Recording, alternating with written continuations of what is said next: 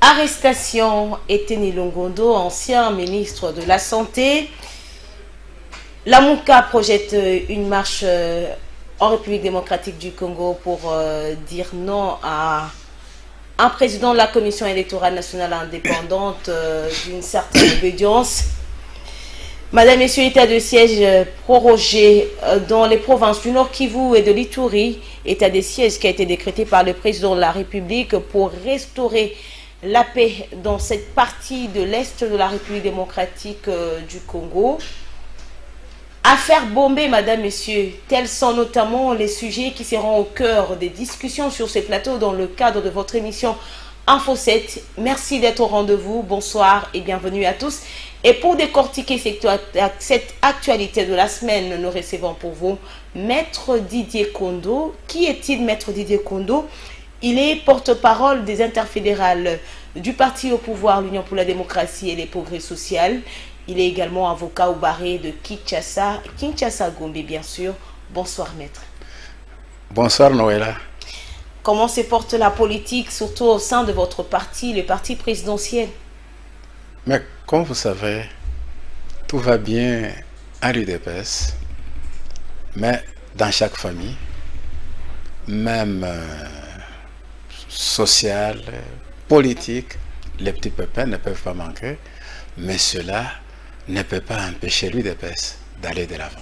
Mais on nous parle des divisions et que certaines personnes sont en train de faire eux-mêmes comment être un obstacle pour que l'UDPS puisse réellement être au service de la République démocratique du Congo. Non, et là, vous savez, la division ne commence pas. Aujourd'hui, la division a commencé au ciel. Satan a été chassé. C'était déjà la première division. Et a fortiori, nous sommes des humains. Il y a des personnes qui croient que tout ce que les autres font ne sont pas bons et n'est pas bon et n'est pas fait de bonne manière. Et pour cette raison-là, ces autres-là doivent faire l'objet de critiques croissantes qui ne doivent pas être en principe. Et c'est pour cette raison-là qu'on vous parle de division. Mais ceux-là qui critiquent les autres, qui croient qu'il n'y a que qui sont les meilleurs, qui sont les bons, ainsi de suite, sur le plan social, puisque nous sommes dans ce monde, sont-ils réellement les meilleurs dans ce pays? L'UDPS a aussi critiqué les autres dans ce pays. Donc il ne faut pas faire allusion à ceux qui vous critiquent. Non. Je n'en disconviens pas. La critique est meilleure lorsqu'elle est constructive. Mais lorsqu'elle est destructive, uniquement critiquée pour critiquer, là elle est mauvaise. Ça c'est un discours de l'UDPS qui oublie, c'est que quand vous affirmez c'est que lui-même, c'est que le parti a aussi fait, hein, lorsque vous n'étiez pas encore au pouvoir. Oui, l'UDPS était basé sur des principes que nous sommes en train aujourd'hui de matérialiser au pouvoir depuis toujours, et c'était même la raison. Vous parlez des principes. Est-ce qu'aujourd'hui l'UDPS est réellement au service des Congolais? Est-ce que l'UDPS est dans la logique le peuple d'abord? Oui, l'UDPS est dans la logique le peuple d'abord. Lorsque vos membres sont impliqués dans les détournements, dans des magouilles? Vous savez, si vous pouvez parler d'un individu, cela n'engage pas le parti. UDPS, cela engage le comportement de l'homme que nous pouvons bien critiquer et montrer à la face du monde que ce comportement est effectivement mauvais. Pourquoi l'UDPS a tenu à faire manifester au grand jour le principe de l'état de droit? C'est pour que tout celui qui enfreint aux règles normales de la société soit poursuivi. Mais là où ça cloche, on ne voit pas les membres de l'UDPS dénoncer lorsque les membres de la famille, de sa famille politique sont impliqués dans des magouilles, dans des influences, moi, par-ci, par-là. On ne voit pas les membres de l'UDPS faire entendre leur voix. Non, ça, c'est vous qui dites. Moi, je vous dis, quand quelqu'un agit mal, sur la place publique, j'ai dit sur la place publique, qu'il soit de l'UDPS, qu'il soit de notre parti politique, qu'il ne soit pas d'une organisation... Le porte-parole de l'interfédéral de l'UDPS, vous l'avez fait avec qui? Pardon? Vous l'avez fait avec qui? Mais non, quand est-ce que vous avez haussé le ton pour dénoncer l'attitude des comportements de vos moi, personnellement, comme porte-parole général des 4 interfédérales de l'UDPS Tshisekedi, toutes tendances confondues au Congo et, excusez-moi, toutes les langues confondues en RDC, avec le gouvernement Ilunga Ilungamba, le tout premier gouvernement du pouvoir, du régime de Félix Antoine Tshisekedi. Oui, mais c'est le tout premier gouvernement de notre pouvoir. J'ai eu à dénoncer les manœuvres mauvaises. De qui? Du ministre Sele des Finances. Mais là, il était du FCC, il n'était pas de l'UDPS. Non, je parle des membres de l'UDPS. Je parle du gouvernement. Ah, vous parlez du gouvernement. C'était le gouvernement du régime Félix Antoine. Mais il appartenait quand même à une autre famille politique et non à votre famille politique. Donnez-nous des exemples où vous avez haussé le ton devant les comportements que certaines des influences de vos membres de l'UDPS qui sont au pouvoir aujourd'hui. Vous savez quoi? Je n'en ai pas encore vu. Ah. Mais parce que continue à dénoncer les autres politiques. Non, ils peuvent le dénoncer. Ils peuvent le faire de mauvaise foi. Par acharnement. Oui, par acharnement, parce que vous savez, il y a des personnes qui ne trouvent jamais du bien en ce que son prochain fait. Tout ce que l'autre fait est toujours mauvais. Pourquoi? Parce que ça ne cadre pas avec ses intérêts. Ce que les autres font, c'est pas correct. Nous sommes fondés sur une logique d'un état de droit.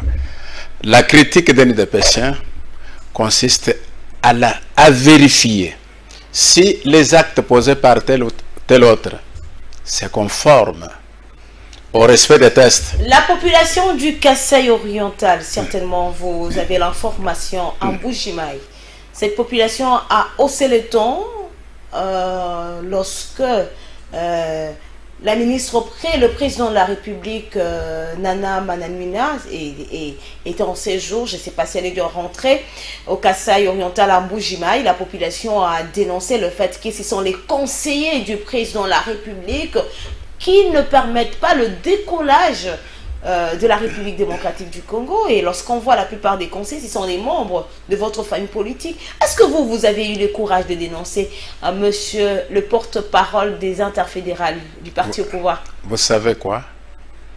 Je ne peux dénoncer que quand j'ai réuni des preuves. Mais est-ce que vous avez quand même tablé aussi sur cette situation? Mais suivez-moi, madame. Ok, allez-y. C'est pas seulement la population de Mbujimaï, c'est un peu partout au Congo, où les gens parlent de la mauvaise façon de travailler en ce qui concerne les conseillers au niveau du cabinet du chef de l'État. Mais au cabinet du chef de l'État, c'est plein de monde. Il n'y a pas que les UDPSiens. Au cabinet du chef de l'État, même les gens de FCC se retrouvent. Même les gens de l'UNC se retrouvent. Même ceux qui n'appartiennent... Parmi ceux qui sont cités, il y a ceux de l'UDPS. Ici, nous parlons d'abord du comportement des membres de l'UDPS qui devraient être exemplaires. Mais c'est la raison pour laquelle je vous dis, ok, donnez-moi un cas patent qui réunit les éléments de preuve pour voir si je vais couvrir ou si je vais dénoncer. Je ne peux pas, de par ma qualité d'avocat, ma fonction de porte-parole général, me mettre à dire ce que tout le monde dit, même à tort. On ne doit pas, oui, j'ai dit même à tort. Je ne dois pas critiquer sans avoir réuni les éléments qui me donnent la possibilité de le faire. N'oublions pas que c'est bien... Vous voulez jouer à la stratégie, le linge sale, c'est l'avant-famille? Non, je ne joue pas à la stratégie. Nous sommes sur un plateau de télévision. Lorsque je dis quelque chose, j'engage ma responsabilité. Et cela peut aller même jusqu'au niveau de la justice. Et je ne peux me permettre de ne faire que ce que je reconnais comme juste en âme et conscience. C'est ça mon serment d'avocat que j'ai apprêté. Donc je ne dois pas dire, puisque dans les réseaux sociaux, on dit ceci, cela, ailleurs, alors que lorsque nous vérifions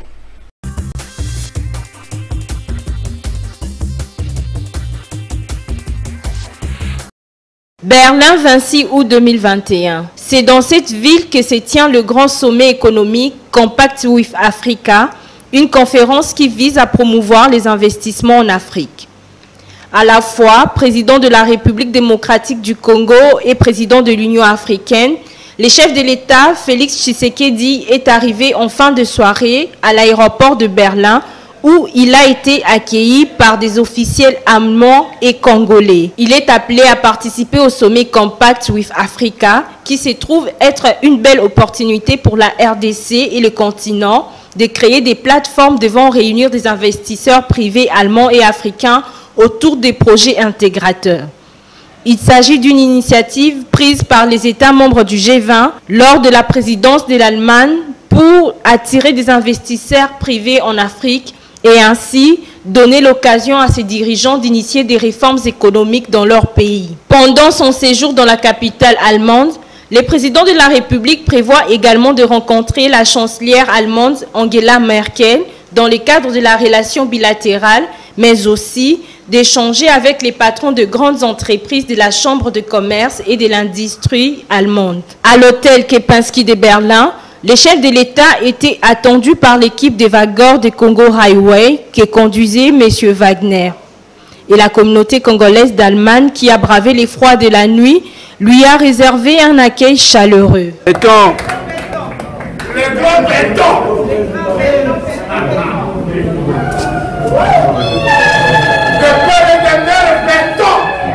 À l'école du savoir, ces journalistes sont formés comme formateurs sur la communication des thématiques clés en cette période de la Covid-19. Après les travaux en Carrefour, cette dernière journée, les différents intervenants ont axé leurs propos sur deux modules à savoir infodémie dans le contexte de la Covid-19 en RDC et le rôle des médias dans la gestion de la désinformation sur la Covid-19 et la vaccination contre la Covid-19. L'exposé d'aujourd'hui, c'est pour capaciter les médias, surtout à gérer la désinformation, à faire les fact-checking, la vérification des faits. Parce que là, à l'ère des réseaux sociaux actuellement, beaucoup d'informations qui circulent sur les vaccins ne sont pas vérifiables, parce qu'il y a de l'infodémie, qui est une surabondance d'informations, parfois vraies ou fausses, qui circulent, et qu'il faudrait généralement apprendre à vérifier les faits, à dire ce qui est vrai et à mener la bonne information pour que la population puisse adhérer à la vaccination. Satisfait des résultats atteints, le représentant de Breakthrough Action revient ici sur la prochaine étape.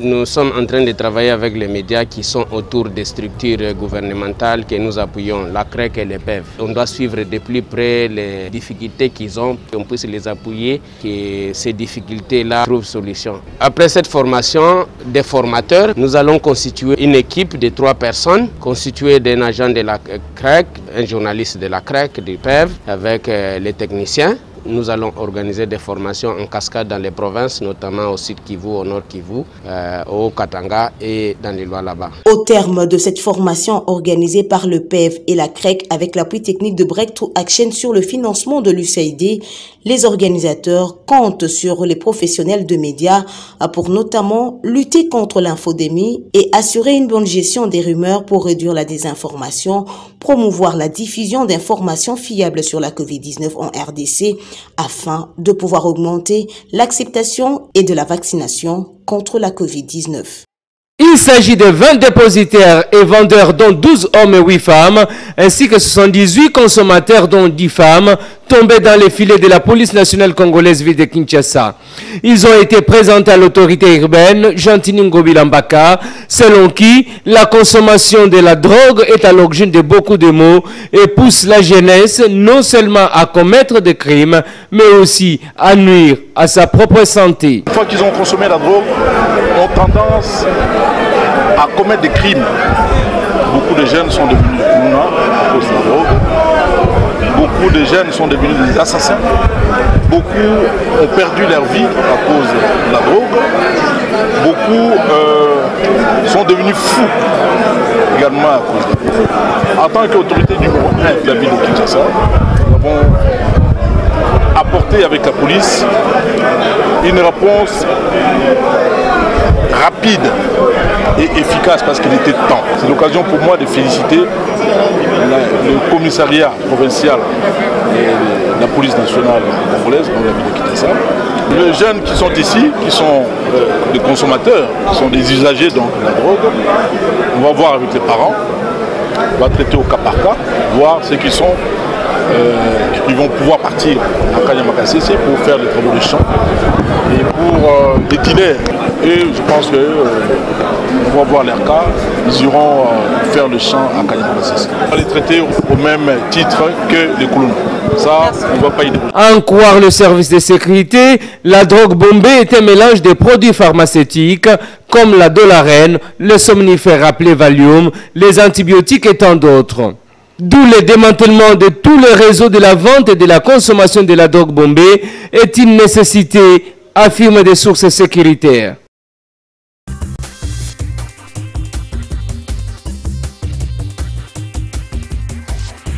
Le président de la République, Maître Didier Kondo, toujours entre deux avions. Et là, vous avez suivi, il était à Berlin. Donc, il était à Berlin pour prendre part au sommet économique afin d'attirer les investisseurs en Afrique, et surtout en sa qualité du président de l'Union africaine. Ça, c'est une question des internautes. Tshisekedi, un oiseau voyageur pour rien.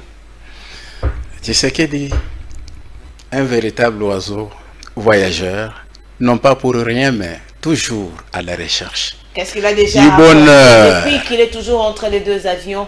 Qu'est-ce qu'il a déjà apporté, madame? Oui, c'est sur les questions que les internautes se posent. Ok, mais nous pouvons répondre, madame. Ok.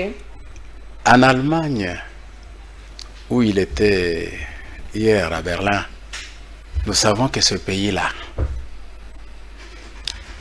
a pu signer avec la République démocratique du Congo des projets de très grands intérêts, la construction de 10 000 kilomètres de chemins de fer devant relier toute la République démocratique du Congo. Ça, c'est le produit, le résultat des voyages. Mais juste.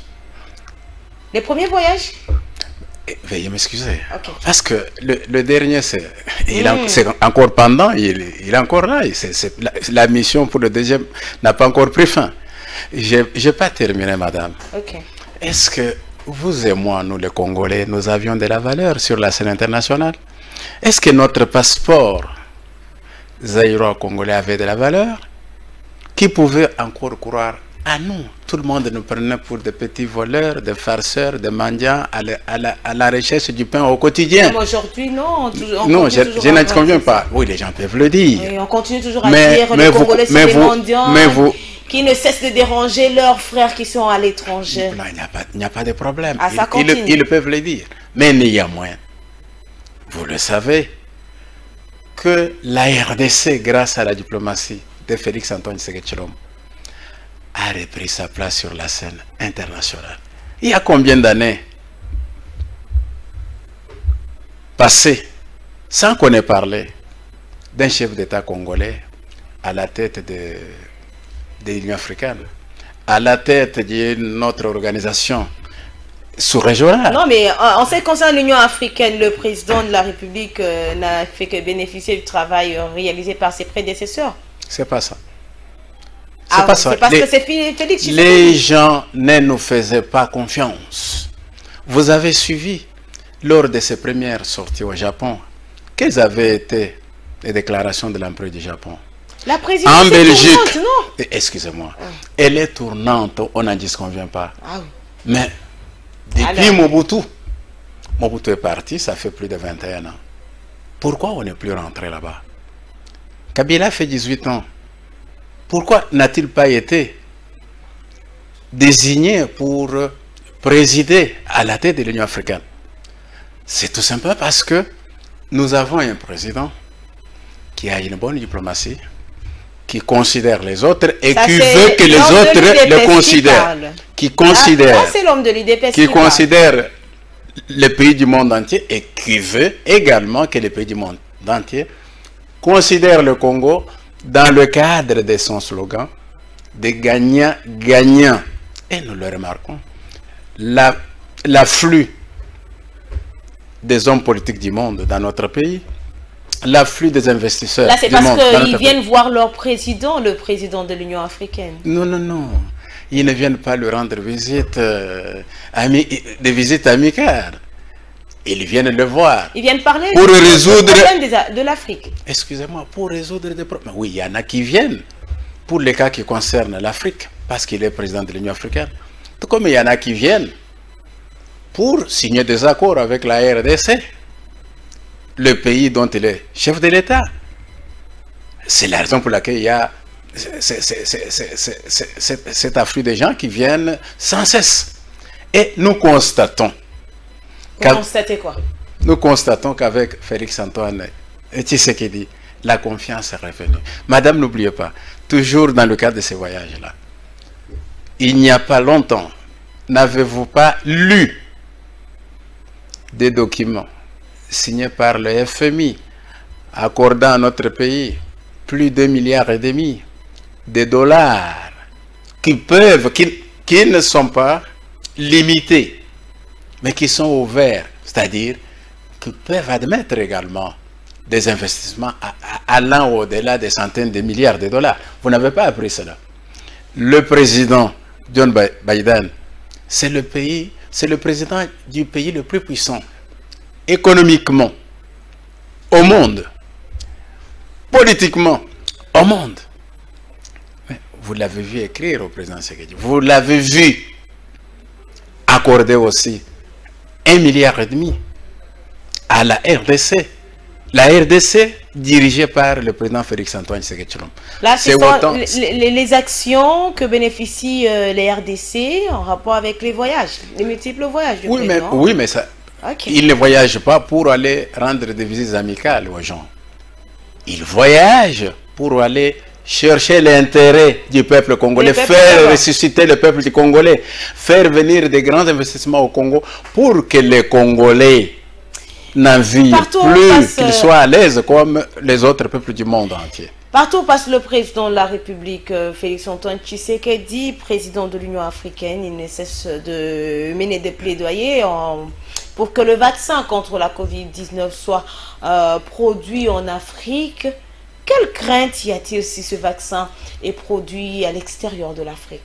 Madame, il y a une question de confiance. Confiance. Lorsque ce vaccin venait de sortir, et avant même sa sortie, il y a eu beaucoup de messages qui ont envahi les médias, qui ont envahi les réseaux sociaux, qui décourageaient le peuple africain à prendre ce vaccin-là.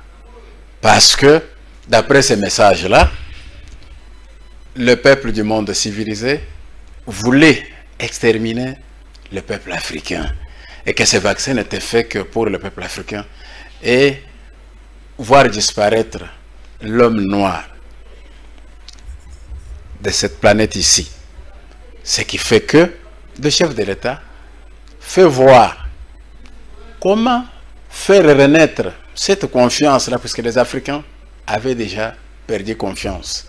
Ceux qui donnaient le message n'étaient pas que les Africains, la majorité, c'était des Occidentaux qui envoyaient ces messages. Comment faire renaître cette confiance-là qui n'existe plus chez l'homme africain par rapport à ces vaccins-là? C'est comme ça qu'il suggère qu'il y ait quand même un rapatriement de la technologie en faveur de l'Afrique, pour que l'Afrique elle-même commence à produire ces vaccins, que l'Afrique commence à produire ces médicaments. Et là, l'homme va faire confiance. Et il ne s'est pas limité là-bas. Il a eu à suggérer même que l'on puisse accepter les produits pharmaceutiques produits en RDC pour pouvoir prévenir la Covid-19. Pour pouvoir guérir lorsqu'on est atteint de Covid-19.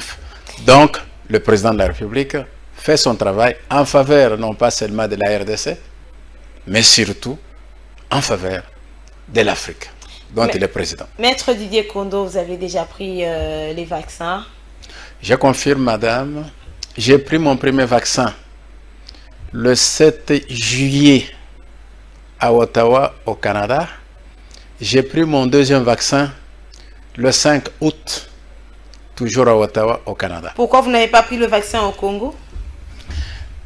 Ce n'est pas un problème de ne pas prendre le vaccin au Congo. Il n'y avait pas assez de vaccins au Congo, et de deux, je n'avais pas accès avant de quitter le Canada. Mais quand je suis arrivé au Canada, j'ai trouvé que c'était à la portée de tout le monde et qu'on pouvait à tout moment se présenter et recevoir le vaccin. Voilà pourquoi je me suis fait vacciner. Si je ne l'avais pas fait au Canada, je le ferai ici, puis c'est le même vaccin. Vous voyez, même AstraZeneca, mais on le donne aussi au Canada. On donne le Moderna, donc ce n'est pas un complot contre le noir, comme ce n'est pas, j'ai dit, ce n'est pas un complot contre le noir.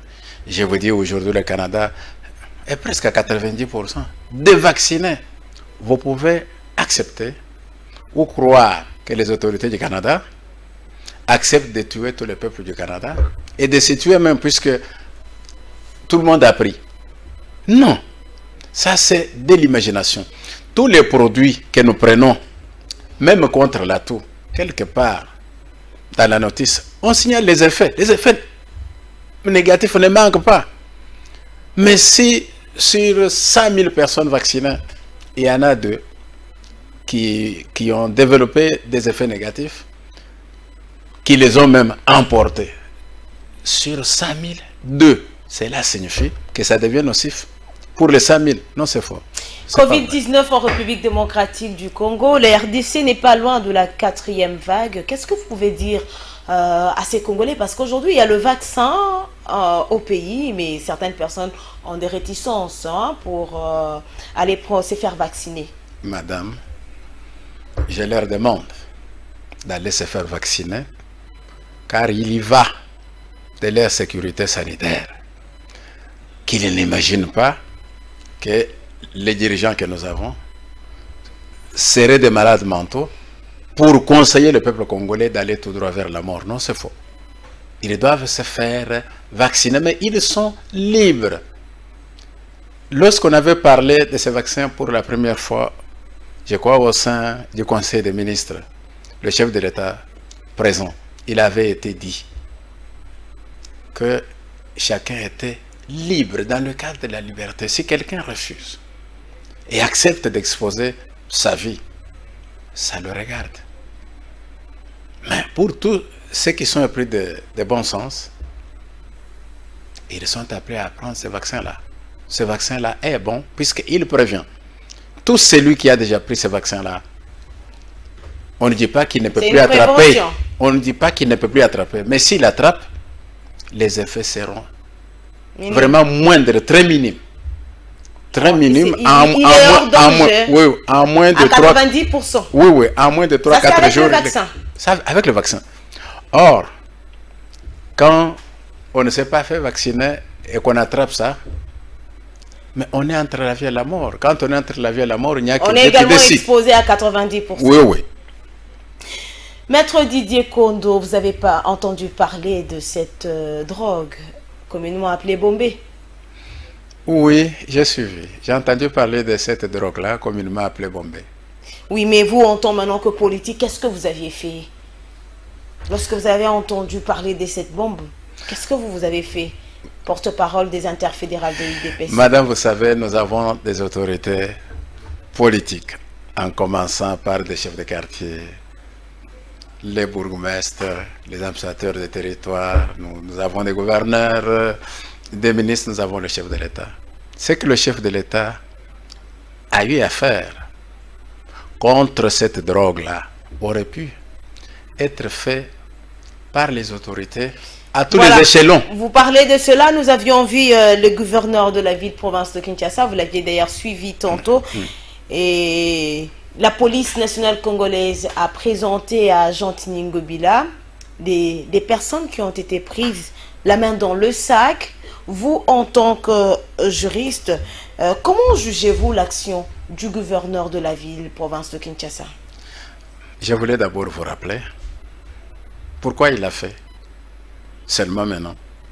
C'est tout simplement parce que le chef de l'État, Excellence Félix Antoine Tshisekedi Tshilombo, a eu à en parler au sein du Conseil du gouvernement. C'est cela qui a réveillé tout le monde, alors qu'il pouvait bel et bien le faire. Imaginez-vous, madame, les effets de ces drogues-là sont extrêmement dangereux. Vous avez vu l'image qui circulait d'un policier à 10 heures, en plein sommeil, parce qu'il s'est drogué au moyen de cette drogue-là. Mais si en ce moment-là, que lui est sous les effets de cette drogue-là, l'ennemi arrive, il va commencer par lui ravir son arme, le tuer et chercher à tuer beaucoup de gens. Alors, à quoi auraient servi ces policiers-là au sein de la société? Les effets ne sont pas bons. C'est à la base du système de Kuluna, dans cette ville de Kinshasa, un peu partout, à travers le pays. Il faut éradiquer ce système-là. Le droit congolais, les lois congolaises interdisent la consommation de ces drogues-là. Alors pourquoi? Mais nous voyons certaines structures ONG qui estiment que le gouvernement provincial est allé vite en besogne en ce qui concerne la traque des consommateurs et des leaders de cette bombe dite Bombay. Est-ce que vous épuisez leur point de vue? Vous savez, madame, non pas seulement que c'est choquant, je peux vous dire même que c'est de l'immoralité. C'est de l'immoralité, parce que on ne peut pas condamner des gens qui mettent en exergue, qui mettent en application les lois du pays, et on les qualifie de personnes ou de services qui sont allés vite en besogne. Vite en besogne par rapport à quoi? Ont-ils violé ou ont-ils appliqué? Mais il ne faudrait pas aussi, ça c'est leur argument, hein, il ne faudrait pas attendre peut-être une expertise d'un médecin pour que le médecin puisse se qualifier et confirmer que cette drogue-là est vraiment très dangereuse. Ça c'est leur argument. Madame, je vous donne un petit exemple. Aujourd'hui, nous parlons en termes des eaux polluées au niveau du Kassai. Du Kassai, Chikapa, des rivières. Oui, oui. Les gens de Chikapa, habitués à avoir cette eau-là propre. Nous allons en parler. Pardon, madame, okay. Que je termine. Habitués à avoir cette eau-là propre. Se réveillent un matin et trouvent que cette eau a changé de couleur. Pour arrêter de consommer, envie de ne pas s'exposer aux maladies, à la toxicité, ainsi de suite, devront-ils attendre une analyse venant du laboratoire? C'est une folie. Avoir les effets de cette drogue-là, mais n'importe qui comprend que c'est mauvais. Et en attendant tout ce qu'il qualifie d'analyse. Mais c'est juste. Il faut d'abord immédiatement arrêter ces effets-là et le reste viendra après. Tel que la police et la ville sont en train de le faire. En tout cas, ils agissent bien, c'est en faveur du peuple congolais. Vous savez, lorsque ces gens-là, ces drogues, ils ont peur de qui? Quand on est déjà drogué, on ne craint personne, on ne craint pas la mort.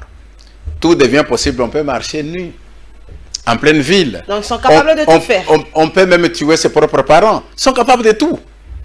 Donc, nos policiers sont à féliciter, ils font du bon travail. C'est pour mettre à l'abri le peuple congolais. Vous êtes avocat, maître.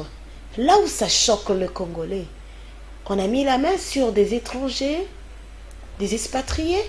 Et je voulais. Donc ça ne prouve pas que l'État est vraiment absent lorsqu'on voit des étrangers qui se permettent de tout faire dans un pays.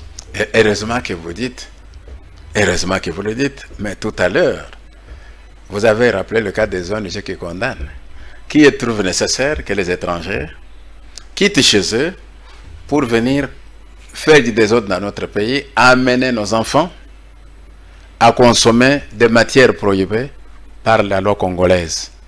Je vous dis vrai, ces étrangers-là... Et dans la continuité de l'ancien régime. Je vous en prie, madame. Okay. Ces étrangers-là, je ne sais pas dans quel cadre ils sont au Congo. Sont-ils des résidents au Congo? Sont-ils de passage?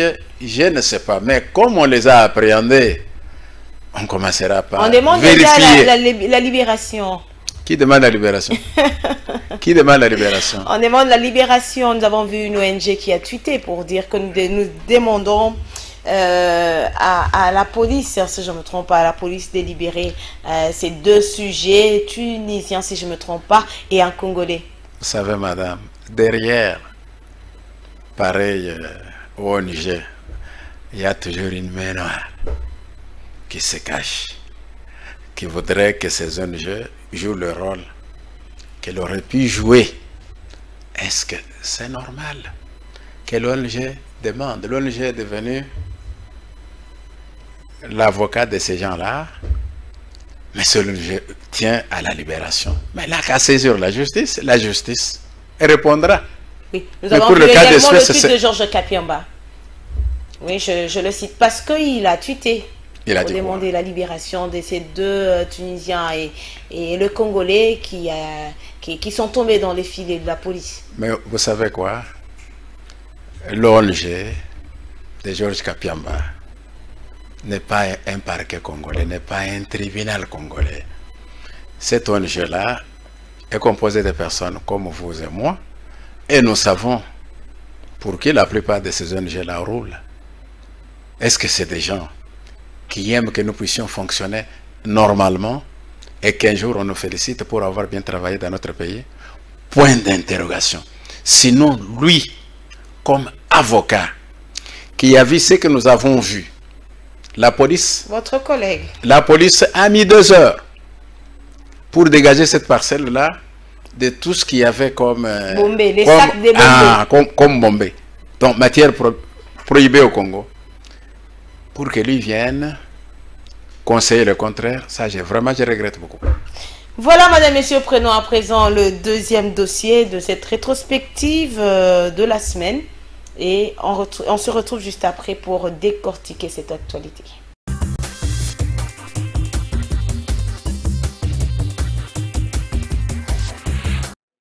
Réunis au centre Thérésianum de Kitambo, les forces sociales de la société civile ont penché leurs réflexions sur le processus de désignation des animateurs de la CENI. Après avoir constaté à l'unanimité que le processus est bloqué, ces forces sociales ont, à travers leur porte-parole Jonas Tchombela, demandé à l'Assemblée nationale de convoquer la plénière d'entérinement des conclusions de la commission paritaire dans 72 heures. Les forces sociales prennent l'opinion publique à témoin et recommande à l'Assemblée nationale de convoquer dans les 72 heures la plénière pour examen et adoption des conclusions de la commission paritaire, aussi adopter la résolution d'entérinement des 15 membres de la CENI.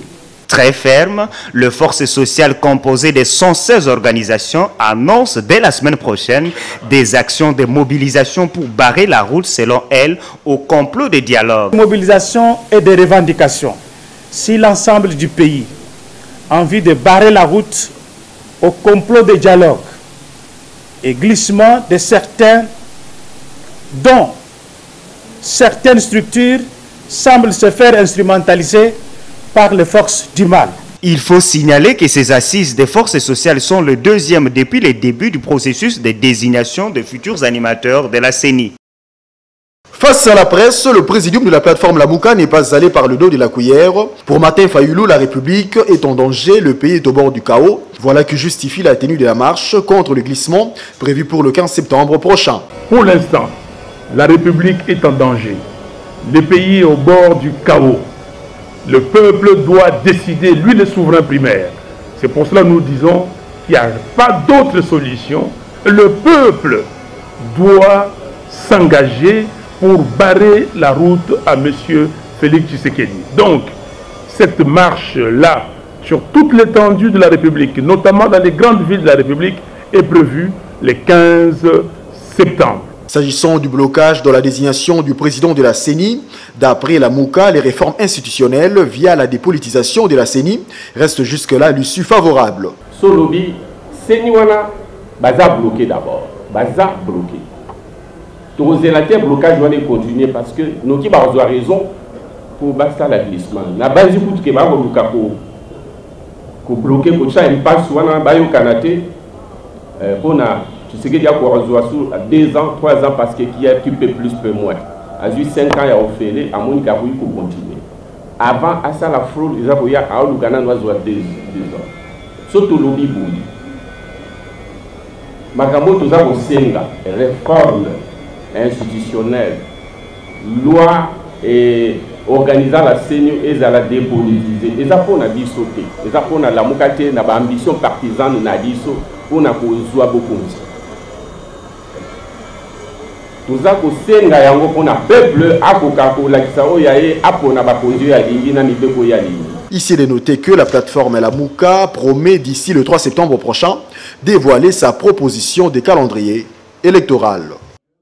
Pour le coordonnateur de la nouvelle classe politique de l'opposition, les analyses faites par La Mouka pour résoudre le désaccord qu'il y a entre les confessions religieuses dans l'affaire CENI ont été bien pensées. Alain Bolodjoa révèle cependant ce qui, de son point de vue, ne va pas. Bon, je tiens premièrement à le féliciter par rapport au diagnostic qu'il a y adressé. Et fort malheureusement, je ne partage pas dans l'entièreté ses conclusions. Et fort malheureusement, nous sommes dans un cas atypique où M. Félix Tshisekedi, qui est, à mon sens, une invention de M. Kabila, par la seule volonté de M. Kabila, il a été proclamé élu. Et cette majorité ne peut pas être le centre de réflexion où on va réformer l'État. Le coordonnateur de la Mouka voudrait assez que l'on convoque des assises où toutes les parties prenantes vont siéger, réfléchir, voir comment apporter des solutions durables. Mais si déjà il y a des contestations par rapport à la désignation de la personne qui sera appelée à constater la légitimité, c'est qui sous-entend que tout le processus qui reste sera entaché des irrégularités. Quant au communicateur de l'UDPS, Thomas Kapouya, la proposition de la Mouka n'est qu'une distraction parce qu'elle sort du processus normal. Ce que M. Mouzito venait de parler, je peux dire qu'il est en dehors de la processus. Quand nos politiciens se sont réunis au Sun City, c'était là-bas où ils ont pris une décision que pour avoir un président de la CENI doit être désigné par des personnes neutres de la société civile. On a confié cette tâche-là à la confession religieuse. Dans leur charte-là qui régit la confession religieuse, il dit que s'il n'y a pas l'entente sur la consensus, ils doivent passer directement aux élections. Moi, je suis en train de dire que ça, ce sont des échappatoires. Lors de la conférence de presse de la Mouka tenue mardi 24 août dernier, Adolphe Mouzito et Martin Fayoulou avaient accusé les confessions religieuses de poursuivre d'autres intérêts que le salut du peuple. Il les invite à se ressaisir et à avoir la crainte de Dieu ainsi que l'amour du peuple congolais.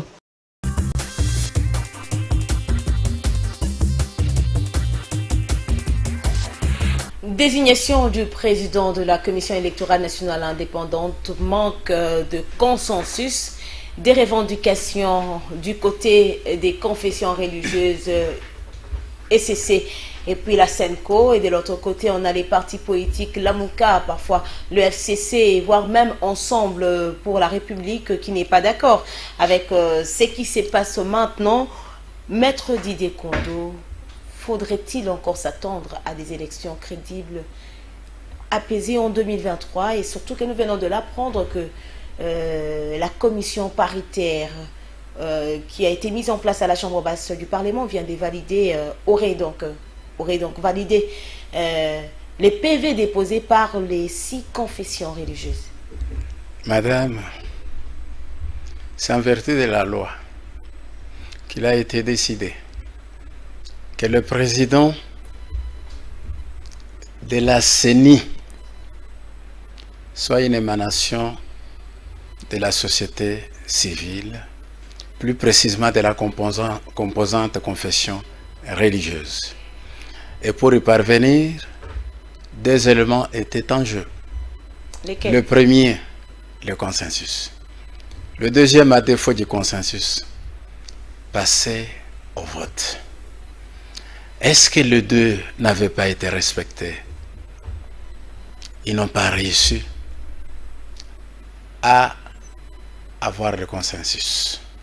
C'est ainsi qu'ils se sont rebuffés sur le deuxième élément qui est celui des votes. Après les votes, 8 sur 8 confessions religieuses, 6 votent pour un candidat et 2 s'y opposent.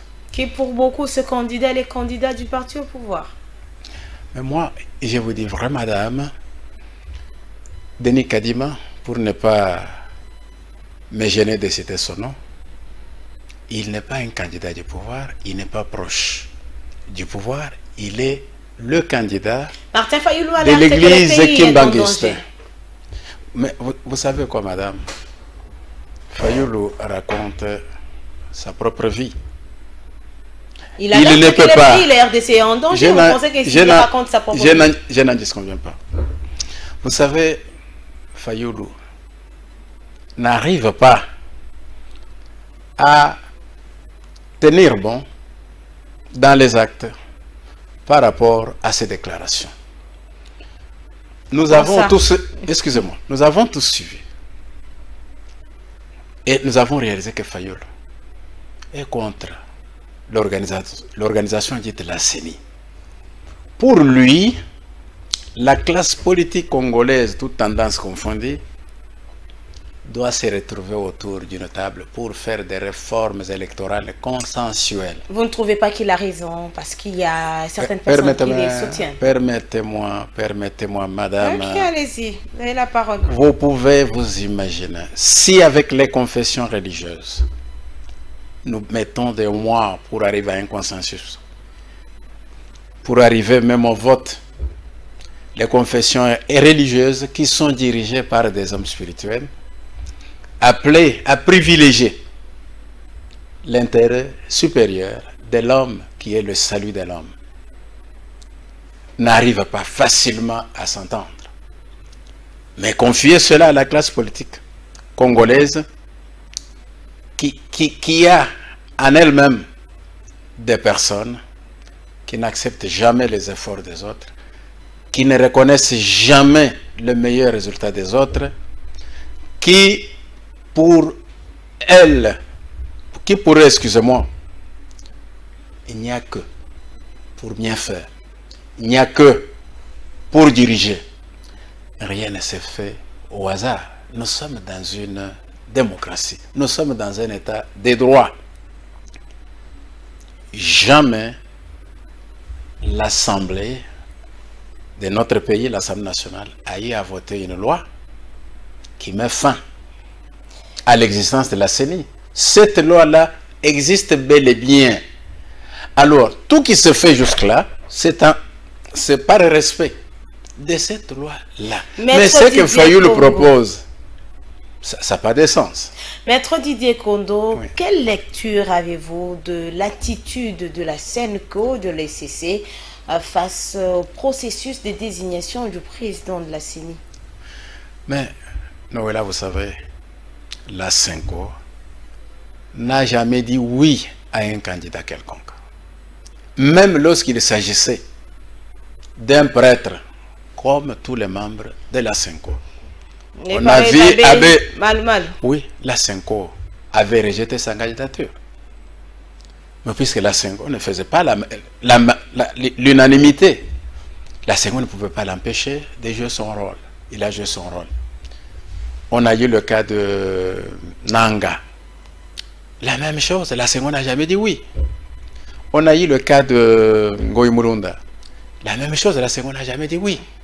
Alors, si aujourd'hui la SENCO dit non à Denis Kadima, mais c'est une jurisprudence reconnue pour ce qui concerne la SENCO, il n'a jamais dit oui, on ne sait pas ce qu'elle veut. Et cela ne peut pas empêcher le pays de marcher, d'évoluer. Devrons-nous aujourd'hui conclure que votre régime, le régime de Félix-Antoine Tshisekedi, aurait opté pour le même pratique que l'ancien régime, le régime de Félix et de Joseph Kabila Kabange, de placer à la tête de la Commission électorale nationale indépendante une personne dont la neutralité reste toujours et remise en cause par plusieurs partis, la Mouka, certaines confessions religieuses, et même Ensemble pour la République? Vous savez, notre régime, le régime de Félix-Antoine Tshisekedi-Tshilombo, tient au respect des tests, tient au respect d'un état de droit et n'est pas à comparer au régime de Joseph Kabila, qui... Mais vous êtes dans le même chemin, forcing, c'est une certaine façon. J'ai dit qu'il ne considérait jamais le respect des tests. Un régime de Kabila, le régime de Kabila, qui ne voyait que la volonté de Kabila et qu'est-ce qui pouvait plaire à Kabila. C'est le contraire, madame. Je venais de vous dire que la loi sur la CENI a prévu la manière de désigner le président de la CENI. Et cette manière-là, cette procédure-là, est-elle suivie ou pas? Elle est suivie à la lettre. Ah, les confessions religieuses. Les confessions religieuses. Ok, elle est suivie. Le schéma prévu est bien suivi. Oui. Mais parlons un peu de la commission paritaire qui a été mise en place à la Chambre basse du Parlement. Aujourd'hui, elle est qualifiée comme une commission union sacrée, sans l'opposition. Vous êtes dans le même schéma que l'ancien régime. Madame, vous savez... Parlons seulement de cette commission. Je vous en prie, madame. Comme vous le savez, madame, il n'y a... Qui confère la qualité des opposants vrais, des opposants faits? Qui confère cette qualité-là? Parce que le texte parle de l'opposition tout court. Peut-on admettre qu'un groupe d'individus, pour des raisons partisanes, des raisons personnelles, des raisons d'intérêt personnel, parce qu'ils doivent se retrouver dans telle ou telle autre institution, puisqu'ils doivent prendre la direction de telle ou telle autre institution, puisqu'ils doivent bénéficier de tels avantages sociaux, ainsi de suite, que le pays puisse arrêter sa marche, nous disons non.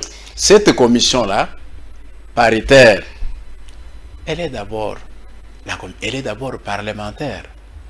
On devait retrouver les députés opposition majorité. Je vous en prie. Mais si... Commission paritaire. Je vous en prie, madame. La commission paritaire n'est pas allée faire son travail à 1000 km de la ville de Kinshasa, où le Parlement se trouve. C'est toujours au Parlement que ce travail se fait. C'est parce que les autres ne sont pas d'accord avec le schéma. Oui, ils ne sont pas de mauvaise foi. J'ai dit pour des raisons partisanes. Ils ne sont pas d'accord puisqu'ils ne veulent pas de la tête de X ou de Y. Et en plus, comment est-ce que le professeur André Mbata, qui est votre membre, le membre de l'UDPS a constitutionné, pouvait accepter donc de composer, parce qu'il est aussi au sein de cette commission que vous connaissez bien, pouvait accepter que la commission puisse statuer sans qu'il y ait la vraie opposition. Madame, la commission est parlementaire, ce n'est pas André Mbata qui mais a... dit, excusez-moi, ce n'est pas André Mbata qui a institué cette commission-là. Et dans cette commission-là, tout le monde y est, y compris ceux de la MOCA. Si pendant le déroulement des travaux, il y en a qui s'abstiennent, qui préfèrent quitter... Je vous en prie, madame. Madame, je vous dis que c'est faux. Ce n'est pas une commission de l'Union sacrée, c'est une commission dite parlementaire, paritaire. Paritaire, pour examiner... Excusez-moi, madame. Ok, allez-y. Partout, dans chaque parlement, il y a toujours la majorité, il y a toujours la minorité. Il est normal que la majorité puisse se retrouver en grand nombre. Nulle part, nous avons entendu le président de l'Assemblée dire que pour cette commission-là, pas question de la présence des membres Maître Didier de tel Kondo, groupe, de telle tendance, Maître Didier Kondo, êtes-vous fier aujourd'hui de faire les forcings en voyant aujourd'hui les PV des 6 confessions religieuses être validés? Madame, êtes-vous fier aujourd'hui, madame, malgré les multiples contestations? Je viens de vous dire, madame, il n'y a pas matière à parler de forcing. Il y a plutôt matière à parler du respect des tests qui régissent la CENI. Ce PV-là a eu lieu en présence des dissidents. Ils étaient présents. Vous étiez dans là? la salle. Pardon? Vous étiez là? Mais ils avaient lu un rapport commun. Tous étaient là. Tous les 8 étaient là. Ils ont rejeté le candidat voté par la majorité parce qu'il fallait qu'il y ait un de leurs. N'oublions pas, Ishole avait dit quoi? Il fallait un président de la CENI pour préparer l'alternance à la tête du pays en 2023. Donc, ils avaient, eux, leur candidat. Mais, non, je vous en prie. C'est selon les qui a donné des explications. Alternance veut dire que peut-être avoir une nouvelle majorité. Alternance ne veut pas dire qu'on ne veut pas du président de la République. Ça, c'est pas votre interprétation qui n'est pas la bonne, selon le CC. Lorsqu'on parle de l'alternance, au niveau de la CENI, principalement, on voit la tête numéro 1 du pays. Ah, pour vous, c'est le président Félix Tshisekedi, votre président qui est... C'est de lui qu'il s'agissait. C'est de lui qu'il s'agissait. Vous avez vu à Mbongo, pendant le deuil, le corps du défunt cardinal Mosengo, exposé, il oublie qu'il est pasteur. Au lieu de prêcher l'évangile, il se met à critiquer, à parler politique, à critiquer le chef de l'État. Mais c'est pas ce que l'Église a fait lorsque vous étiez tous dans un même combat. Vous savez quoi? Vous étiez dans un même combat et l'Église catholique ne cessait d'interpeller le pouvoir. C'est pas aussi le travail de l'Église d'interpeller le pouvoir. Je peux vous répondre, Madame. En 2011, l'Église catholique a promis de donner les véritables résultats des élections. Est-ce qu'elle était à mesure de le faire? Non. Nous sommes en 2018. L'Église catholique qui devait jouer la neutralité a pris au profit d'un candidat 40 000 smartphones et des grosses sommes d'argent. Selon la Senco, selon la Bécholé, les smartphones venaient des chrétiens du monde. Hein? Non. Madame, vous savez, madame, en principe, lorsqu'on doit battre campagne, les fonds ne doivent pas venir du monde. Les fonds doivent être internes. Vous pensez que c'est un maquillage? Oui, mais ça ne devait être qu'un véritable maquillage. Parce qu'il était surpris. C'est un serviteur de Dieu quand même, c'est la parole d'un serviteur de Dieu. Mais vous savez, madame, c'est un homme, comme vous et moi, comme tout le monde. Et la Bible nous dit dans Ecclésiaste 7:20 qu'il n'y a point d'homme sur la terre qui fasse du bien et qui ne pêche jamais. Ishore n'est pas un saint. Et quant à voir son comportement, il est homme de Dieu puisqu'il porte ces soutanes-là, mais moi je conteste. Pour contester? Oui. Madame, messieurs, nous allons parler du bilan du président de la République, Félix Antoine Tshisekedi, après ce dossier.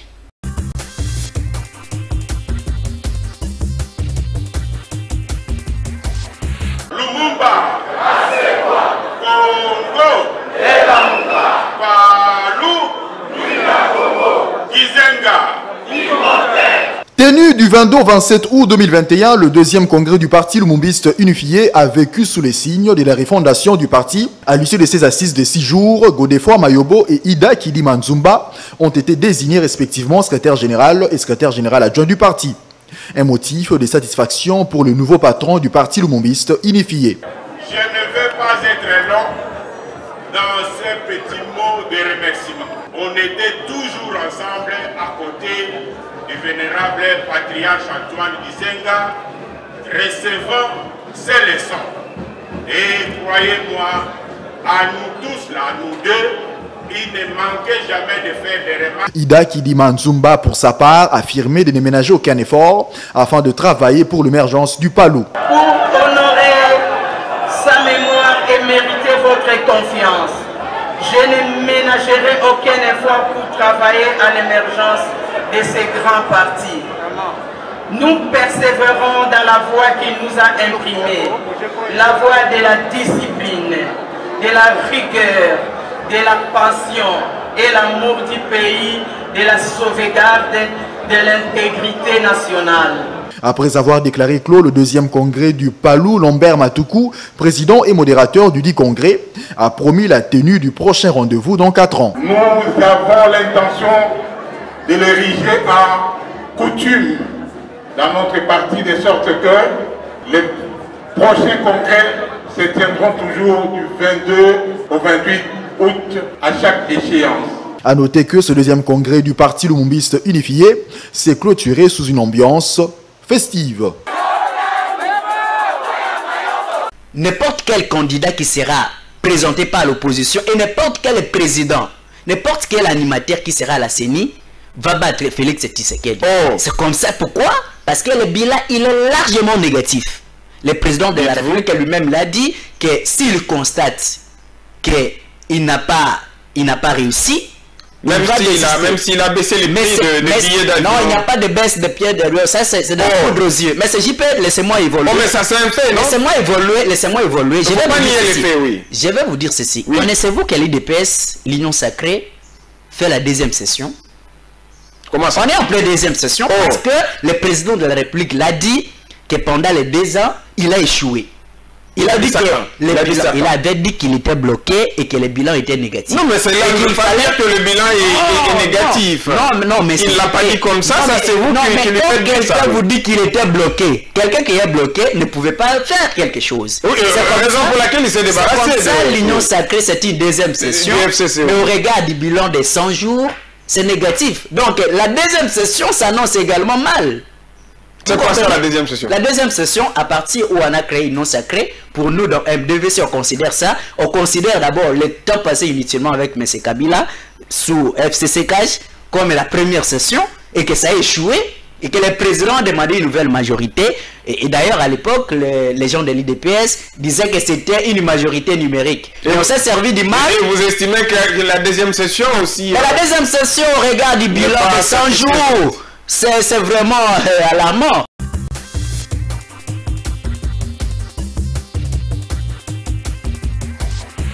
Aujourd'hui, selon certaines personnes, Maître Didier Kondo, les bilans de la gestion de votre président, le président de la République, le président qui est venu de l'UDPS, le peuple d'abord, son bilan est largement négatif. Vous êtes d'accord avec le MDVC? Madame, je ne suis pas d'accord avec vous allez parler comme politique, vous allez parler comme... Oui, je ne parle pas comme politique. Comme mais je parle non, je parle comme un homme réaliste, comme un homme raisonnable. Je ne peux pas affirmer comme eux l'affirment. Les promesses qui ne sont pas réalisées, des décisions qui sont prises qui ne sont pas respectées. Madame, je commence par vous dire que le chef de l'État avait promis la fermeture de tous les cachots au niveau des services de renseignement civil et militaire. Sur l'ensemble du territoire national, il n'existe plus un seul cachot. Seulement ça. Pour ce service. Je suis en train de parler et vous me coupez. Ok, allez-y, vous avez la parole. Ça, c'est de un. Dans notre pays, depuis le président Mobutu Joseph, dans la Constitution, il y avait une disposition, qui dit que l'enseignement est gratuit en République démocratique du Congo. Mobutu est passé, l'enseignement n'avait jamais été gratuit. Kabila Laurent est passé sans que l'enseignement ne devienne gratuit. Kabila Kabanga Joseph, la même chose. Il fallait seulement que Félix Antoine Tshisekedi Tshilombo arrive au pouvoir pour mettre en application cette disposition. Aujourd'hui, contrairement au passé, où sur une même rue, il y avait 30% d'enfants qui allaient à l'école parce que leurs parents pouvaient payer ces études-là, les frais scolaires, et que 60 à 70% n'allaient pas parce que les parents n'étaient pas à mesure. Aujourd'hui, sur chaque rue, tous les enfants qui y sont vont à l'école puisqu'il y a la gratuité de l'enseignement. C'est un grand bénéfice, l'éducation de tout un peuple. Ce n'est pas fini, madame. Félix Antoine Tshisekedi Tshilombo a promis de tout faire pour éradiquer l'insécurité à l'est du pays. Nous sommes en train de voir comment il le fait. L'état des sièges. On va en parler. Non, mais... Que dire de surgeler les prix de surgelés? Excusez-moi, je ne suis pas encore arrivé là-bas, madame. Okay. Alors, nous n'avons qu'à voir ce qui se passe à l'Est pour affirmer que l'homme tient parole, que l'homme tient à valoriser le peuple congolais. La situation de l'Est parce qu'il y a un dossier où nous allons parler de la situation de l'Est. Je reviens à autre chose. L'inspection générale des finances, l'IGF, a existé dans ce pays depuis un certain temps, qui n'est pas un court temps, mais un temps assez long. Cette inspection, passée dans les oubliettes, n'existait que par son appellation. Et aujourd'hui, avec Félix Antoine Tshisekedi Tshilombo, cette inspection est valorisée, elle fait son travail, elle le permet à tous les Congolais de quelle manière les gens ont eu à gouverner ce pays, caractérisé et manifesté par la mauvaise gouvernance, d'où la traque de l'inspection générale, pour arrêter, afin de permettre à tous les Congolais de jouir de leurs biens. Lorsque vous abordez la question des prix des surgelés, d'abord, commençons par dire qu'il y a eu 2 décisions. La réduction des prix des billets d'avion et la réduction des produits vivriers pour ce qui concerne les avions au niveau national. Les 2 décisions posent problème. J'ai dit, ça ne pose pas problème. Moi, j'ai des gens qui ont voyagé, qui sont rentrés et qui ont payé le prix. Il y a aussi des personnes qui affirment que c'est pas ça. Madame, n'oubliez pas. Avant, lorsque vous parlez de la décision du gouvernement, ce n'est pas une décision du gouvernement seul. C'est une décision du gouvernement avec les opérateurs économiques.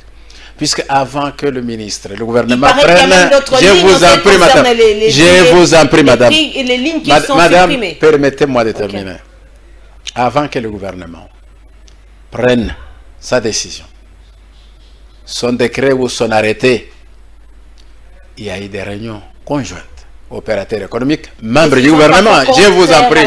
Et ils ont signé le procès verbal qui dit que pour telle histoire, voici le prix.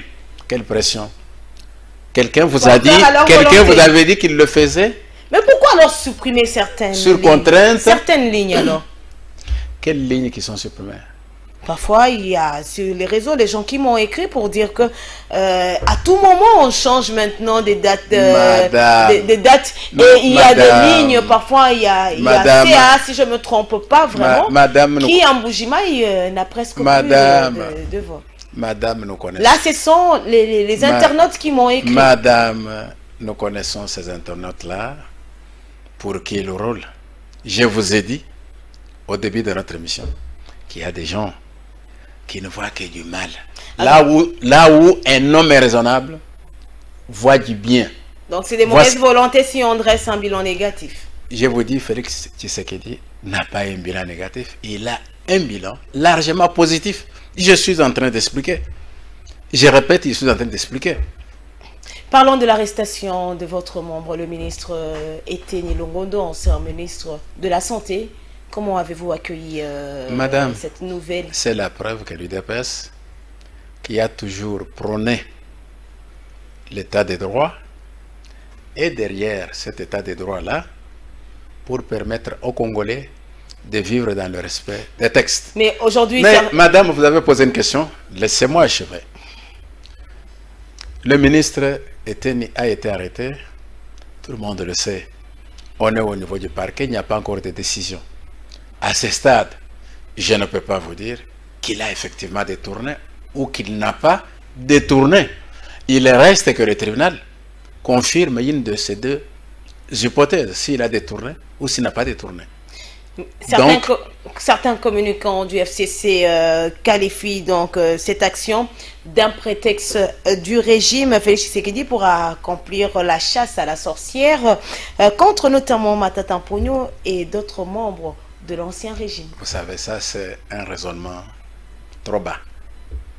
Parce que c'est toujours eux qui criaient haut et fort que le dossier de la santé, bien que transmis au parquet général par l'IGF avant celui de l'enseignement, n'étaient toujours pas traités. Et lorsqu'il lui disait, il ne savait pas que le parquet général, avant de décider de quoi que ce soit, avant d'inquiéter une personne, avant de procéder au devoir, fait d'abord des enquêtes. C'est au vu des enquêtes qui lui donne la possibilité de mettre la main, de déférer la personne, de transmettre le dossier au niveau du tribunal, qu'il peut commencer à poser des actes. Aujourd'hui, que le parquet général met la main sur celui que tous se réclamaient comme étant favorisé par le régime Tshisekedi. Ça devient aujourd'hui que c'est une façon de contourner la situation pour avoir la facilité, la possibilité d'arrêter Matata Ponyo, comme si Matata Ponyo est saint. Comme si Matata Ponyo est saint. Je venais de vous dire qu'il n'y a pas de saint sur la terre. Qui? Matata Ponyo. Pour combien de dossiers? C'est pour un seul dossier. Mais il y en a beaucoup d'autres. On vous a dit... Mais Teni également, il n'est pas le seul. Là. Il y a d'autres membres de l'UDPS qui sont également cités. On veut également voir la justice. Madame, je vous dis la vérité. Nous avons une justice qui marche pour le moment, qui n'est plus une justice à deux vitesses. Qui n'est plus l'état des droits en marche. Je le confirme. Ah, vous le confirmez? S'il y a des UDPSiens concernés, c'est l'UDPS qui a pour l'état des droits. L'UDPS n'empêchera pas. La Mouka sera dans la rue le 15 septembre prochain pour barrer la route à un glissement. Madame, vous savez quoi? La Mouka ne sait pas sur quel pied danser. Si la Mouka le sait, c'est que la Mouka a un chemin. C'est la Mouka qui a dit que la classe politique devra se retrouver autour d'une table pour faire des réformes électorales consensuelles. Donc, excusez-moi madame, donc pour la Mouka, la CENI n'a pas sa place. Il faut mettre la croix sur la loi qui organise la CENI. Vous l'avez déjà dit tantôt. Voilà, madame, messieurs, nous allons parler de l'état de siège décrété dans les provinces du Nord Kivu et de l'Ituri par le président de la République, Félix-Antoine Tshisekedi.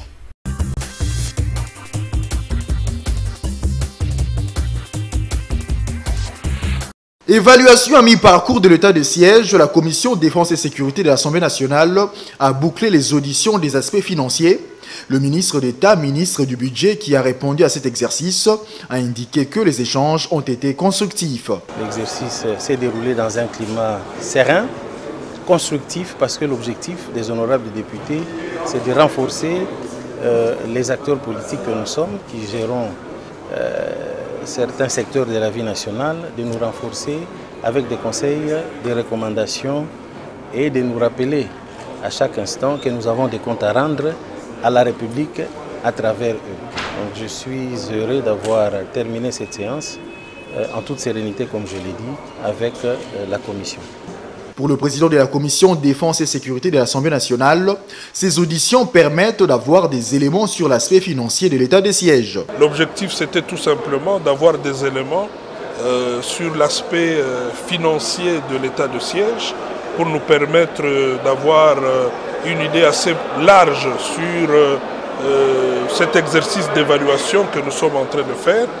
Et je pense que maintenant, il est peut-être prématuré de vous dire clairement ce que nous pensons dans l'ensemble, mais le travail est en train d'être fait dans les sous-commissions.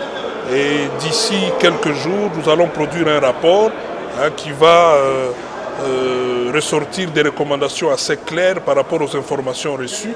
À en croire Bertin Moubondi, le rapport de la commission sera prêt avant la prochaine prorogation de l'état des sièges qui interviendra probablement le 4 septembre prochain.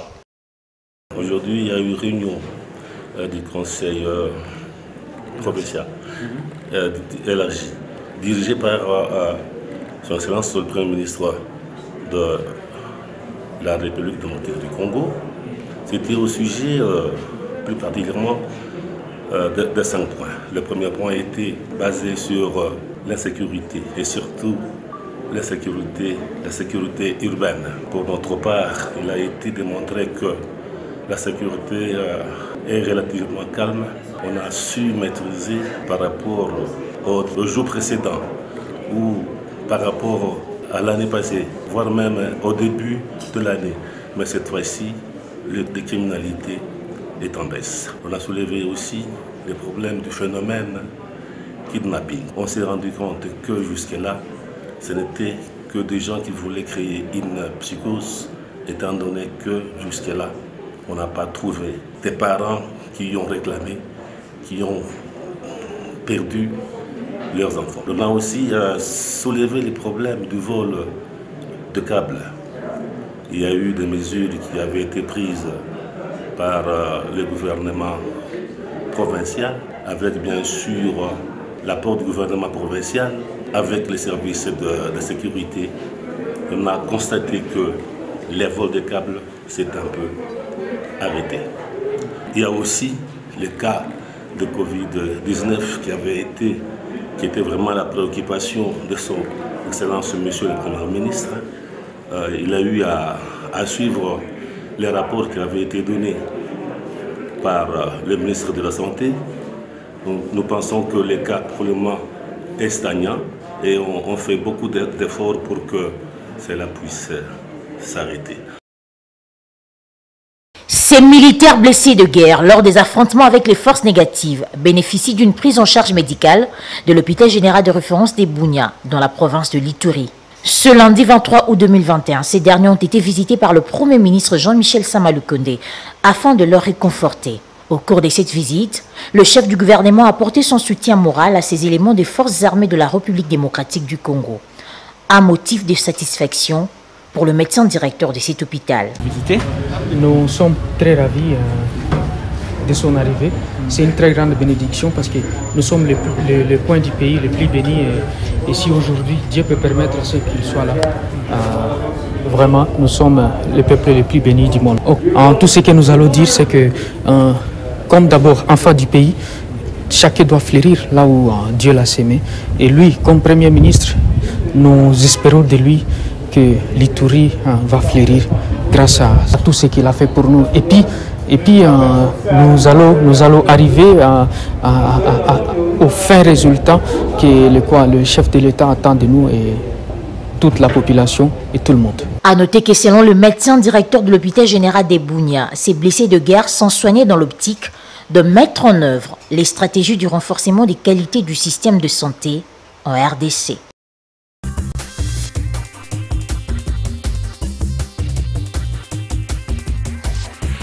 État de siège dans une partie de l'Est de la République démocratique du Congo. La fréquence est réduite, mais on n'arrête pas d'enregistrer des morts, Maître Didier Kondo. Heureusement que vous venez de le dire vous-même, qu'avec l'état de siège, la fréquence des morts est réduite. Non, j'ai dit la fréquence des personnes est réduite, mais on n'arrête pas d'enregistrer des morts. Donc on continue à enregistrer des morts. J'ai dit, on continue à enregistrer les morts, pas de la même manière. Non, on continue à enregistrer les morts. On n'en disconvient pas de la même manière. Plus que à l'époque, mais c'est du mensonge. À l'époque, on enregistrait des centaines de morts au jour le jour. Mais aujourd'hui, on parle de cas sporadiques. C'est un peu comme du terrorisme.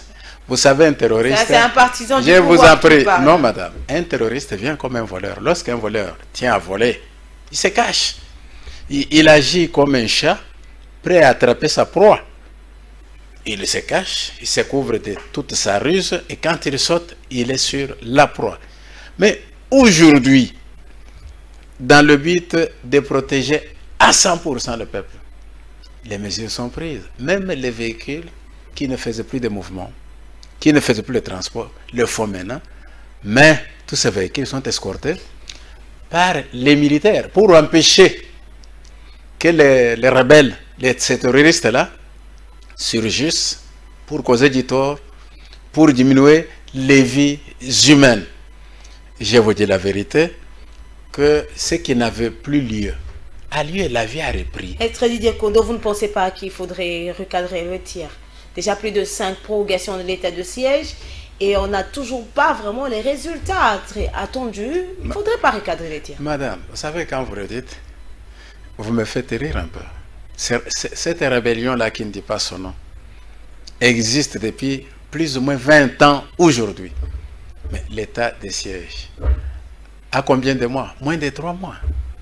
Il faudrait remercier le bon Dieu. On peut attendre encore 5 ans parce que vous parlez en termes de mois. Je ne le dis pas. On n'a même pas atteint une année. On n'a même pas atteint 6 mois. C'est déjà beaucoup d'efforts. Aujourd'hui. Mais les élus nationaux ne cessent de faire entendre leur voix. Aujourd'hui. Mais si les élus nationaux. Mais vous parlez des élus nationaux lesquels? De ce côté-là? Je vous rappelle la déclaration de Mbosso qui leur demandait de quitter les groupes armés. Ceux qui sont dans les groupes armés, ceux qui financent, ceux qui tirent les ficelles du travail négatif de ces groupes armés-là, croyez-vous qu'ils peuvent être contents que l'état des sièges puisse perdurer et puisse les empêcher de continuer à percevoir ce qu'ils percevaient? Non. Ils font de la manœuvre pour arriver à mettre fin à l'état de siège, afin d'émerger dans leurs bêtises, dans leurs histoires. Mais la population au niveau de l'Est, mais allez-y, posez-leur la question de savoir s'il faut qu'on ait l'état de siège, ils vous diront non. Ils vous disent non. La population. Et la population dit non. La population vous étiez là, maître Didier Kondo? Nous suivons les informations. Okay. Nous les suivons même en direct. Ils sont très très contents. Parce que la vie a repris là-bas, il n'y avait plus de vues. Mais quand vous parlez de députés nationaux, de quel député? Mais un général a parlé en très bon français, ça ne fait pas très longtemps. Il a dit qu'il y a des politiciens qui sont au centre de ces situations-là. Mais si on le connaît, on ne peut pas mettre la main sur ces personnes-là. Pardon? Si on connaît ces personnes-là, pourquoi c'est la raison pour laquelle c'est la raison pour laquelle je vous dis, c'est une question de mettre fin aux enquêtes pour agir une fois pour toutes. Ok, aujourd'hui on parle de pollution des eaux de la rivière Chikapa, rivière Kassai. Maître Didier Kondo, comment trouvez-vous l'attitude du gouvernement des Warriors face à cette situation? Le gouvernement de Samuel Kondé, c'est un bon gouvernement qui travaille dans l'intérêt du peuple congolais. J'ai appris, il y a 24 ou 48 heures, le gouvernement a dépêché toute une équipe de membres du gouvernement avec des experts. Pour aller, ça a quand même pris du temps, non? Excusez-moi, pour aller vérifier. Il y a même Guy Mafuta qui est monté au créneau. Je vous en prie. Pour dénoncer l'indifférence. Vous avez posé la question, madame, pour aller vérifier la situation sur place et ne pas se limiter à la vérification, mais également aider les victimes de cette situation-là. Après combien de temps? Madame, ça n'a pas pris une année. Ça n'a pas pris 6 mois. Pour qu'on décrète. C'est quand même une situation d'urgence. Vous savez, madame. Les conseils de la République. Même l'insécurité à l'Est. Ont alerté. Même l'insécurité. Et maintenant, il y a même l'ECC qui a alerté. Madame, même l'insécurité à l'Est du pays, pour qu'on puisse prévoir de prendre l'ordonnance qui décrète l'état de siège. Il y a eu Kabila Mouzé qui est passé. Kabila qui est passé. Dans sa peau de défenseur non, c'est pas un problème de parler en faveur de ma peau de défenseur de notre régime. Non, c'est pas ça. Mais nous sommes réalistes. Lorsque vous dites que le gouvernement n'a rien fait, mais les gouverneurs qui sont dans les provinces là, ils jouent quel rôle? Ils jouent le rôle du gouvernement central. Parce qu'on a quand même tous vécu la situation de l'Est à Goma avec le volcan, l'engouement qu'on a vu. On a vu quand même l'engouement, là vous êtes d'accord avec moi, non?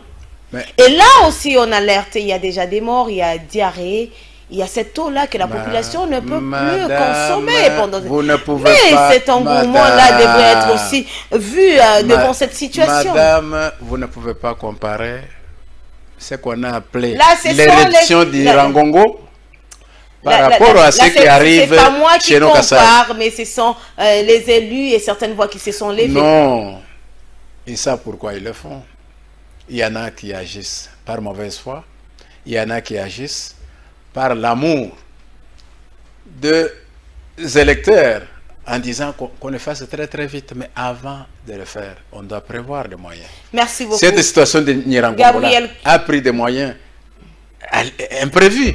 Et ce n'était pas peu. Il faut combler tout ça. Voilà. L'État ne doit pas ramasser l'argent. Gabriel Kyungu Akumwanza n'est plus. Qu'est-ce que vous retenez de cet homme politique? c'est un homme. Comme tout homme, il a ses défauts, il a ses qualités. Il avait ses défauts, il avait ses qualités. Mais Gabriel Kungwa-Kumwanza n'est plus.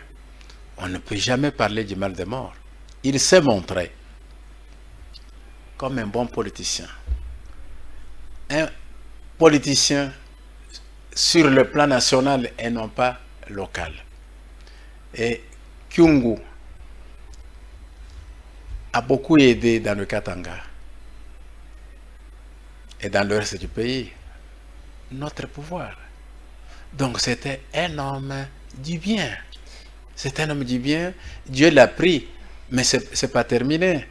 Le fait de sa mort doit en principe avoir engendré d'autres Kyungu. Hier c'était un seul Kyungu, mais aujourd'hui il y aura plusieurs Kyungu. Les gens qui viendront. Est-ce que peut-on aujourd'hui déduire que le régime de Félix Tshisekedi perd le Katanga avec le décès de Kungwa-Kumwanza, qui lui-même déjà sa personne incarnait l'union sacrée? N'oubliez pas, madame, que l'UDPS, notre parti politique, mon parti politique, l'UDPS est un parti très populaire qui a ses assises nationales. Même au Katanga, l'UDPS est partout. En plus du fait que l'UDPS qui est partout, en plus du fait, excusez-moi, en plus du fait que l'UDPS est partout, l'UDPS a ses alliés.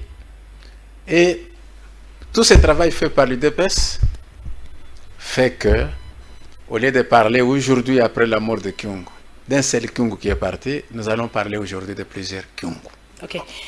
Est-ce que ce n'est pas aujourd'hui une occasion? Là, soyez sincères, hein? Ce n'est pas une occasion aujourd'hui pour le parti au pouvoir, votre parti, l'UDPS, d'interdire ses lieutenants de continuer à soutenir la loi Tchani, la loi des pères et des mères que vous connaissez très bien, pour ne pas perdre également Moïse Katumbi?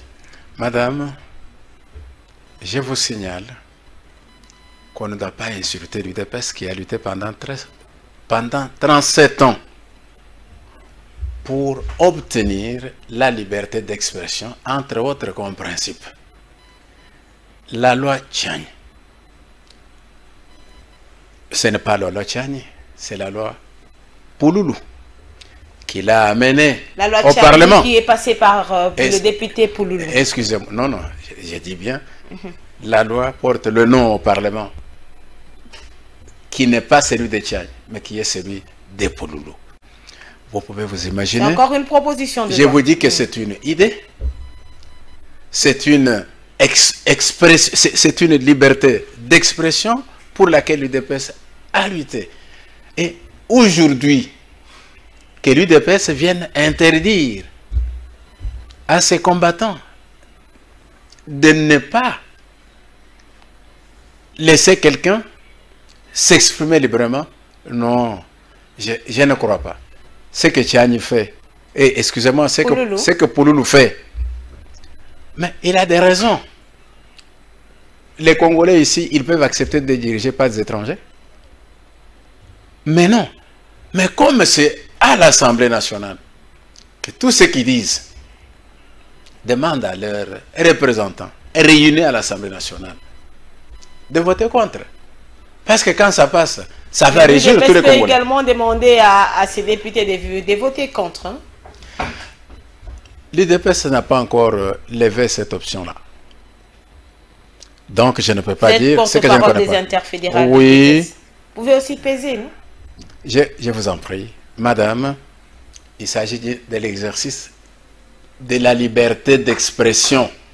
Pouvons-nous interdire à un Congolais de s'exprimer librement? Maître Didier Kondo, c'est fini pour ce jour. Est-ce que vous avez oublié de dire quelque chose? Tout ce que je pouvais vous dire, madame, est que les détracteurs du régime de Félix Antoine Tshisekedi Tshilombo ne sont là que pour envenimer là où tout est clair, là où tout est bon. Qu'est-ce qu'ils cherchent? Amener les Congolais à considérer que Félix Tshisekedi a échoué. Mais malheureusement pour eux, ces Congolais-là ont des yeux, ils voient, ont des oreilles, ils entendent. Ils constatent quand Félix Tshisekedi, il y a l'amour du pays, il y a l'amour du peuple congolais. Et c'est un monsieur, un homme qui est prêt à donner sa tête pour que les Congolais se sentent à l'aise. Merci beaucoup. Maître Didier Kondo est porte-parole des interfédérales de l'Union pour la démocratie et les progrès sociaux. Il est également avocat au barreau de Kinshasa Gombe. Maître Didier Kondo, merci d'être passé dans Info 7. Merci Noëlla. Merci à vous, madame, messieurs, pour votre fidélité à votre magazine. Je l'ai toujours dit et je continuerai toujours à le dire. Info 7, une émission de Congo Web Télévision. Info 7, votre émission. Info 7, notre émission. Merci de rester fidèle à Congo Web Télévision. Au revoir et à la prochaine.